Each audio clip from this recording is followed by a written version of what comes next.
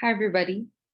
So I see this all the time with my clients where they'll start off super motivated and something will happen and they'll get caught in their old patterns. They'll start off wanting to create a business or wanting to leave their job and start something else or wanting to really level up in their life. And they'll start in the first 2 or 3 weeks, they're on it. And then something happens usually around the second month where something will come up, they'll get depressed, a trigger will happen, and suddenly they're focusing on all these other things and not the goals that they had originally had with me. And it takes some time to bring them back into what actually is going on.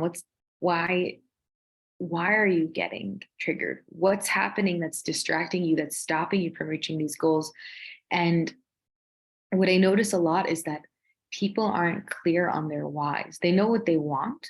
They know they want a different life than what they're living now, but they're not clear on their whys. So when the distractions come up, when the triggers happen, when the emergency, and believe me, I've seen it all. And I've seen really, really real reasons why we need to put our goals to the side for a moment. But then you get caught up in that. And then 6 months go by and a year go by and 2 years go by, and you're still exactly in the same place you were before.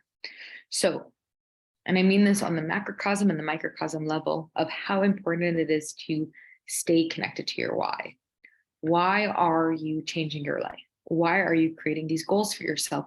Why do you want these things in the first place? And writing them down. And there are going to be mornings where you wake up and just on a practical level, you're not in the mood to do the work to create. You're not in the mood to do it. You want to do something else. You want to look at your relationship with your dad. You want to open up a new magazine. I don't know, whatever it is. You want to do a million other things besides do the boring, shitty, nitty gritty things that are going to take you closer to your dream.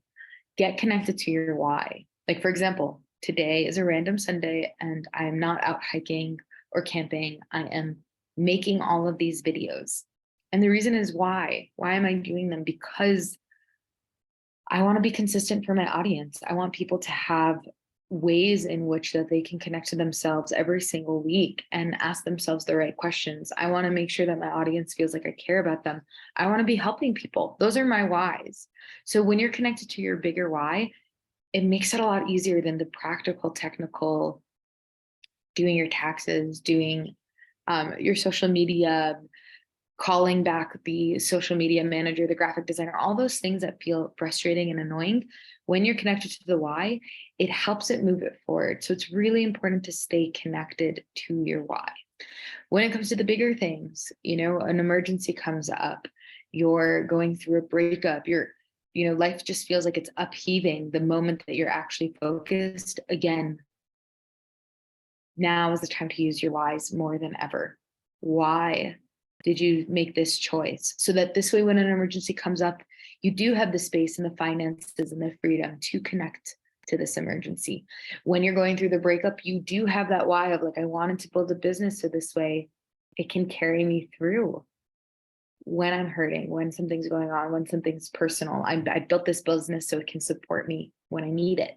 So instead of getting distracted or off the rails from it, think of it as a showcasing you why it's so important to connect to that dream all the time. So this way, when you build that for yourself, it can hold you in these times. I personally like writing out my whys at least once every other week. I can start feeling myself getting burnt out or tired or blah or uninspired. You have to show up for your dream, whether you're in dream mode or not, because that's how you actually make it a reality. So writing out your whys once every other week or anytime you're feeling the inspiration go down, especially if you're female bodied and you have a menstrual cycle, you're going to feel that depression or that lack of inspiration happening once a month. And I do totally encourage you becoming cyclically aware so you know how to plan your month so you're not putting all the stress on those times where your inspiration is at the lowest. But it's very rare to be able to not do anything at all when you're PMSing. So getting connected to your whys during that time is really important to help you just move through what needs to happen. And for people who are male bodied, you have the cycle as well, but it's on a 24-hour cycle. So usually what I've seen with the men that I've worked with, it's their mornings that are hardest for them. And that's the time to write out your whys of why are you doing it? what is this for? What is the greater picture that you're wanting to create? And that's going to get you out of bed in the morning. That's going to get you to make yourself creating a life that actually holds you. Um, Again, the difference that I see between successful and unsuccessful people actually doesn't have to do with their childhood or their privilege. It actually has to do with their ability to stay connected to their why, their ability to stay connected to their goals, their ability to believe in themselves, and their ability to do things when it's hard, do things when their self-sabotage is screaming. No one's made more special than others. No one's made without self-sabotage tendencies or without anxiety or without self-doubt or without insecurities. Everybody's going with those bundles of that. The successful people are the ones that know how to name that, shelf it, and stay more connected to their why than their self-sabotage, insecurities, and doubts.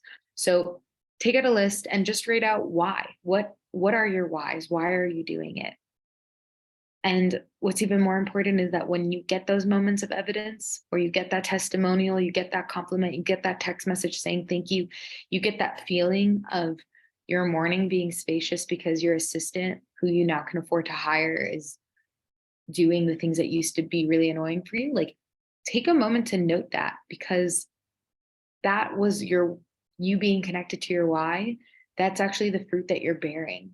And now you have evidence as well, and it can help with the momentum as well. So I hope that was helpful. Your why is going to be the thing that drives you through. And yeah, looking forward. I would love to hear what your why is in the comments, in the comment section, and you can go ahead and post that. And I'm looking forward to reading them. Thanks, everybody. Have a great week.